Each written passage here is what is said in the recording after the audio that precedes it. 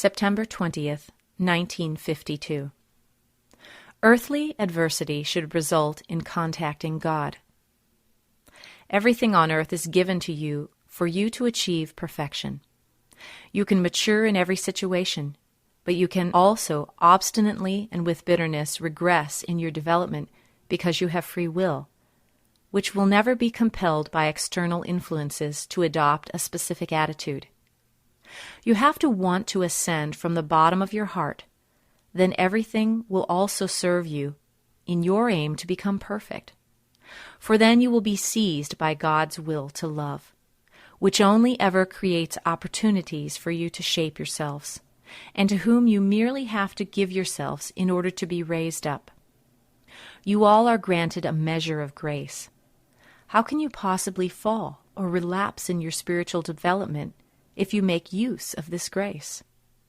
For the blessings are a reliable and effective means of help. They are a special kind of help which only aim upwards, for whatever is offered to you by God's love will also lead to Him. Divine gifts of grace contain exceptional strength, and therefore should not be spurned. Hence, every earthly adversity should also be considered as a blessing, because it can lead to progress if it is considered as such. If the adversity makes the human being aware that he ought to direct his gaze upwards in order to appeal for help from the one who can and always wants to help. With this prayer you establish contact with God, which always signifies another step upwards, for turning to Him in itself is already demonstrating your will, which is being tested by God in your earthly life. But it is worse for you humans if earthly hardship does not result in contact with God. Then you will often also receive help, but from the one to whom, due to your will, still belong, whom you have not turned away from.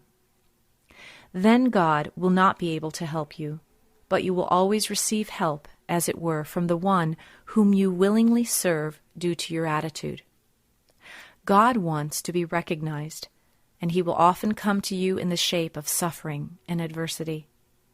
But as soon as you take flight to Him, as soon as your thoughts turn towards Him, you can also be absolutely certain that He will help you, and that He will not leave you on your own if you are in serious difficulties.